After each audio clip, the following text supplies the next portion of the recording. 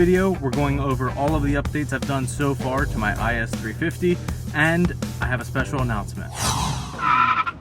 Perfect.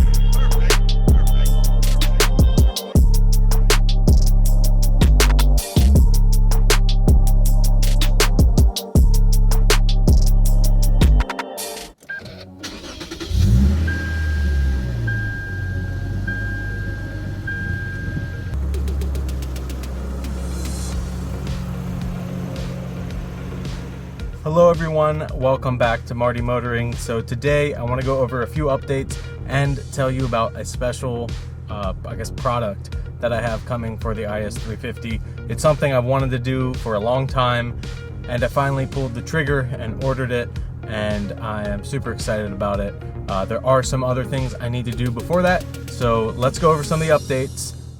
So here's the car. We're out here in very humid southern Pennsylvania. It's summer, as you can see. Evening is falling, and I figured I'd record this video while I can. So some of the more major updates would be this mesh on the hood. I painted it as semi-gloss black just to make it look fresh, and I think it came out really good. Rather than painting it, I re-plasti dipped the chrome bezel, but I didn't do the greatest job. As you can see, it's peeling a little bit, so I'll probably have to redo that or wrap it or something like that.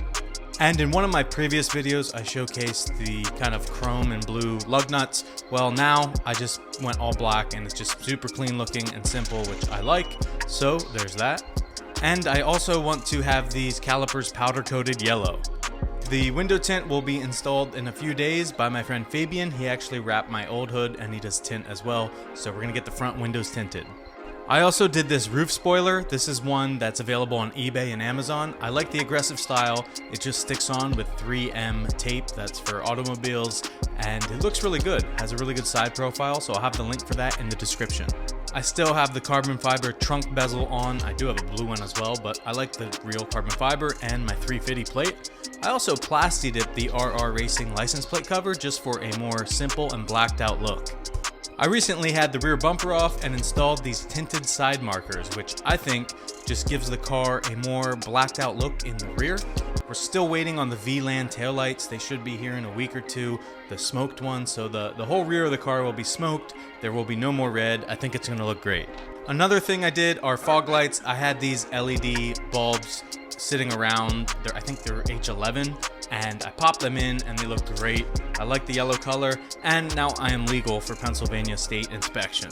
In the interior, I wrapped the door trim in this carbon fiber wrap, which wasn't the best quality, doesn't stick the best, but I also did the center just to match everything. It does protect what is there.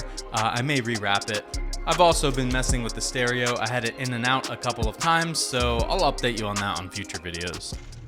Man, I sweat so easily out here, but luckily this AC is nice and cold. So those are just a few of the updates I've been working on the past few weeks. I've had this car about a month now. Now it's not my daily driver. I'm daily driving a 2006 Scion XB, which I've made a few videos on. This car is not going to be my daily driver only because it is getting something very soon. So I'll just tell you, I already mentioned it on Instagram and some of the Facebook pages I'm on. So I've been in contact with RR Racing, who are known for their Lexus products, performance products. So this IS350 will be supercharged. Now, this car already has PPE catless headers, NVIDIA mid-pipe, and a Megan Racing exhaust, and it's RR Racing tuned. So it's kind of the perfect candidate. I have 74,000 something miles, so lower mileage, under 100,000. Now there are some other things I need to do before I supercharge. I think I want to get a new catback exhaust, just where everything matches. And I've been looking at X-Force and a few other brands. So just a new resonator, weld in some high flow catalytic converters to kind of bring down the raspy sound of this car. It's pretty loud. Also, I was looking at doing a limited slip differential. Unfortunately, these cars are kind of more of an open diff, so they don't always put the power down how you would want it. When I'm gonna have a supercharger, I wanna be able to put the power down, so I think I need a limited slip differential, and that's also pricey. So If I can do exhaust and a diff before August when the kit should be ready for the supercharger, I think that's the route I want to go, and I want to build this car and build it with YouTube and kind of bring you guys along on the journey. Now I plan to make full videos on everything: exhaust, high flow cats, the supercharger, install, dyno results, you know, retune, whatever I got to do. And along the way, I want to make videos for everything about this car and document that so that you can watch and be entertained, but also maybe learn something, and it might help you out with your build to see, you know, if a product's worth it, you know, if you want to go that route. So that's kind of the plan for the next few months. Maintenance on this thing, new exhaust, LSD, and a supercharger. I'm not sure what order that really is gonna come in. It just really depends on when everything's available and what I can get. This car is gonna go from where it sits around 280 to 300 wheel horsepower, depending on what dyno you put it on, to about 446 on their dyno, which is the dyno jet. But these cars are rated at 306 crank, which is your engine. This is probably sitting at like 320 or 330, honestly, maybe more. A dyno measures the car's horsepower at the wheels. There's like a calculation you can do. I mean, look up a dyno calculator, I guess, if you really want to know. I'm not a dyno expert. I don't do that stuff, but I've had my car on the dyno once, and I see other dyno runs, and you got to just compare the right numbers. Their claim with the supercharger is 446 wheel horsepower, which is probably closer to 500 crank horsepower. That's a lot of power for this car. Now, that's probably at the top end of its power.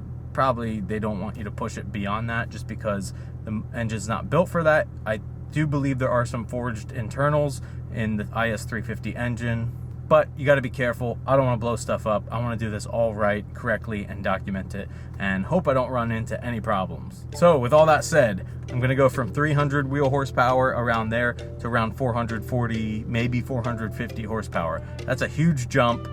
The tires are going to spin, I know it, so that's why I need an LSD, limited slip differential for the rear end. And I think the exhaust will just really tone it down a bit and make it kind of more daily drivable if I do want to daily drive it. I appreciate you guys watching and supporting. This is the first bigger build I've done, and I'm pretty excited about it. I usually don't spend that much money at once on a part for a car, but I do want to make this car unique and awesome, so that's what we're gonna do. So with all of that said, let's just go take it for a rip around in the sunset. Oh, and quick update, I'm getting that light fixed in a few days. Got some Denso TPMS sensors. Should fix the problem.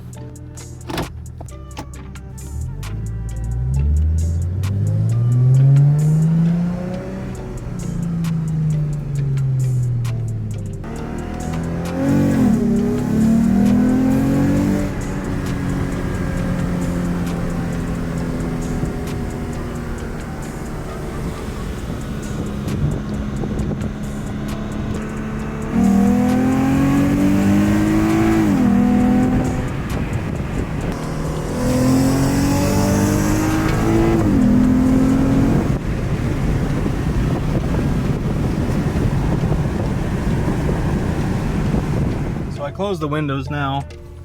I'm just holding the camera with one hand so you can kind of hear the drone of the exhaust. It's usually right around 2000 RPM. There is a little bit of a drone like at 3000, like if you're just cruising like that. Right there.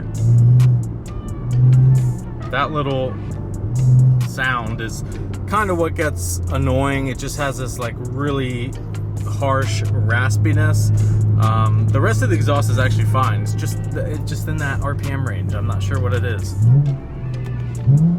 And yes, I'm blipping the throttle as I'm downshifting to rev match.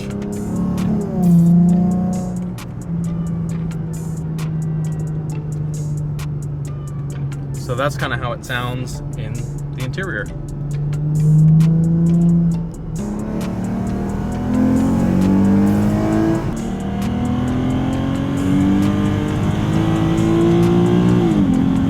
See, I almost hit the rev limiter there, like 7,200 RPM, and the car was losing a little bit of traction, interestingly enough. So that was a nice little drive.